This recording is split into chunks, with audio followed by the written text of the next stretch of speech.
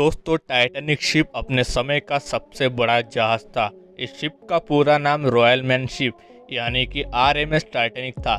इस शिप को इस तरह से डिज़ाइन किया गया था कि इसमें 2224 लोग यात्रा कर सकते थे। इस शिप को बनाने का जिम्मा व्हाइट स्टार लाइन कंपनी को दिया गया था, जो कि एक ब्रिटिश शिपिंग कंपनी थी, और इसे लगभग 3000 वर्कर्स की टीम ने मिलकर तैयार किया था। और इसे बनाने में 9 मजदूरों की जान भी चली गई थी। 40 वर्कर्स गंभीर रूप से घायल हुए थे। उस वक्त इस शिप को बनाने में लगभग 48 करोड़ रुपयों का खर्चा आया था, जो कि उस समय के हिसाब से काफ़ी ज़्यादा था। दोस्तों, ये जहाज़ 10 मंजिला जहाज़ था। इसकी सबसे खास बात ये थी कि ये दुनिया का सबसे तेज चलने वाला जहाज़ था, और इसमें जो सीटी लगी थी उसे 15 किलोमीटर दूर तक सुना जा सकता था। और इस शिप को बनाने वाले कंपनी का तो ये भी दावा था कि ये कभी ना डूबने वाला जहाज है। लेकिन किसको पता था कि टाइटैनिक जैसा विशाल जहाज कभी पानी में डूब सकता है। ऐसे में ये सवाल तो सभी के मन में आया होगा कि उस रात ऐसा क्या हुआ था कि दुनिया का सबसे मजबूत जहाज पानी में डूब गया। आइए जानते हैं। दोस्तों, उससे पहले अगर आपने हमारे चैनल को सब्सक्राइब नहीं किया तो सब्सक्राइब कर दे और साथ में बेल आइकन भी दबा दे ताकि आपकी कोई भी वीडियो मिस ना हो। दोस्तों, टाइटैनिक को बनने में 3 साल का समय लगा था, और टाइटैनिक को बनाने में उस समय सबसे महंगे एडवांस टेक्नोलॉजी का इस्तेमाल किया गया था। 1 अप्रैल 1912 को टाइटैनिक शिप समुद्र में एक्सपेरिमेंट के लिए छोड़ दिया गया, जिसके बाद टाइटैनिक ने अपने एक्सपेरिमेंट में बेलफास्ट से आयरिश रिवर तक समुद्र में 150 किलोमीटर की स्पीड से सफर तय किया था। और उस वक्त शिप में कंपनी के कई बड़े बड़े अधिकारी मौजूद थे। जिसके बाद उसी दिन शाम को 7 बजे टाइटैनिक बेलफास्ट वापस लौट आया।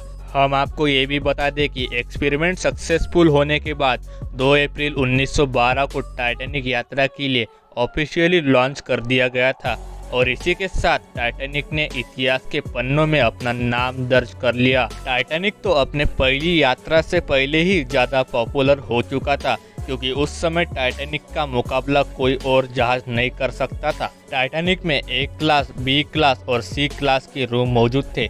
यात्रा करने के लिए फर्स्ट क्लास का टिकट 2,70,000 का था, सेकंड क्लास का टिकट 1 लाख का, और थर्ड क्लास का टिकट 20,000 का था।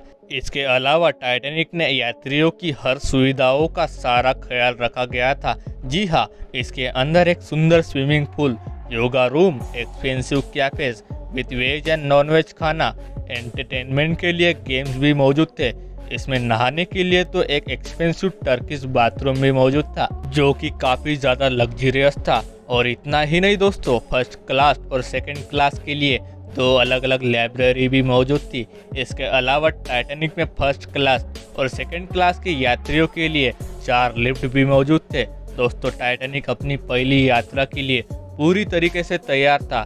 इसकी पहली यात्रा इंग्लैंड के साउथहैम्पटन से लेकर अमेरिका के न्यूयॉर्क सिटी तक की जानी थी, और इसके कैप्टन एडवर्ड जॉन स्मिथ थे। वो दिन था 10 अप्रैल 1912 का, और समय था रात के 12 बजे का, जब टाइटैनिक अपने 2200 यात्रियों को लेकर रवाना हुआ। इस जहाज में कई अमीर लोग मौजूद थे, और उस समय का सबसे अमीर व्यक्ति जैकब एस्टर भी इस शिप में मौजूद था। दोस्तों, इस शिप में कई लोग ऐसे थे जो सिर्फ अपने शौक के लिए इस ट्रिप को कर रहे थे, और शायद उनको ये नहीं मालूम था कि जिस जहाज में वो सवार हुए हैं वो कभी अपने मंजिल तक पहुंच ही नहीं पाएगा।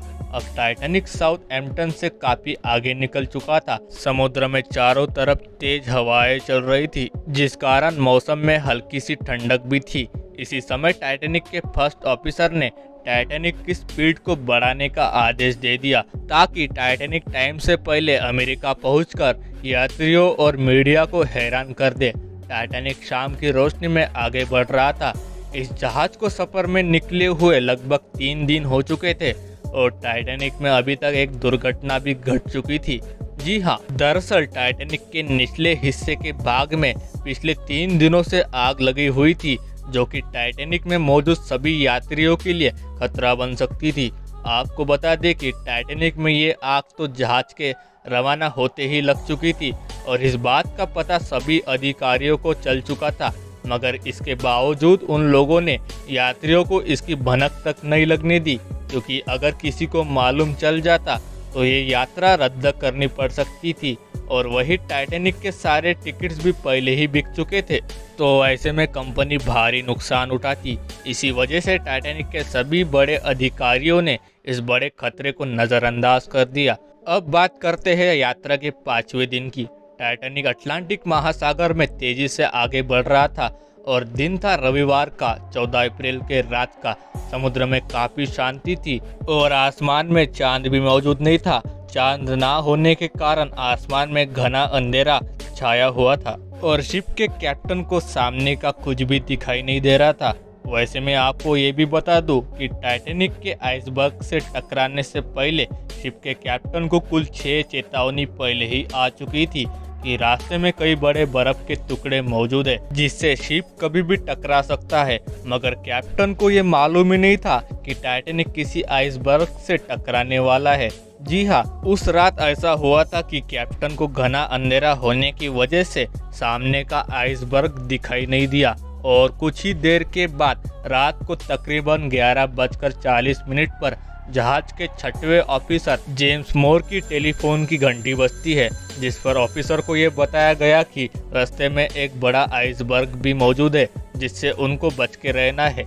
इसके बाद ऑफिसर ने तुरंत इस बात की जानकारी कैप्टन तक पहुंचाई, मगर वो लेट हो चुका था क्योंकि टाइटैनिक को आइसबर्ग से टकराने में मात्र 35 सेकेंड ही बचे थे।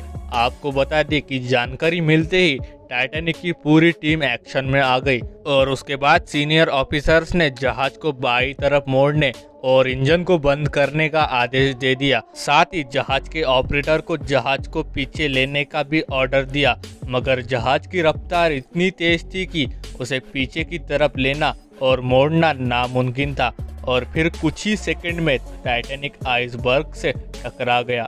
आपको बता दी कि टक्कर के दौरान शिप का वो हिस्सा आइसबर्ग से टकराया था जिसमें पहले से ही आग लग चुकी थी और आग लगने की वजह से सारा मेटल कमजोर हो चुका था, जिसका नतीजा ये निकला कि टाइटैनिक के निचले हिस्से में छेद होना शुरू हो गया और शिप के नीचे के कमरों में धीरे धीरे करके पानी भरना शुरू हो गया। उस समय टाइटैनिक में मौजूद सभी यात्री लगभग सो रहे थे, मगर इस दुर्घटना के बाद ऑफिसर्स ने सभी सोए हुए यात्रियों को जगाया और उन्हें लाइफ बोट पर जाने के लिए कहा।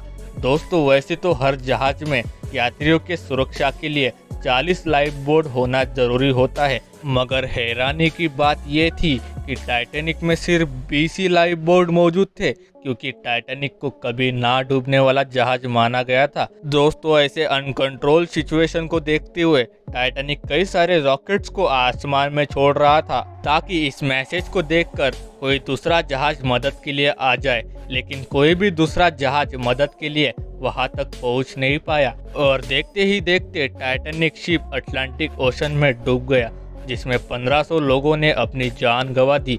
तो दोस्तों, आपको हमारा ये वीडियो कैसा लगा हमें कमेंट बॉक्स में आकर जरूर बताएं। बाकी दोस्तों, इसी तरह की वीडियोस को देखने के लिए हमारे चैनल फैक्ट यूनिवर्स को सब्सक्राइब कर दे। हम फिर मिलेंगे नए वीडियो में।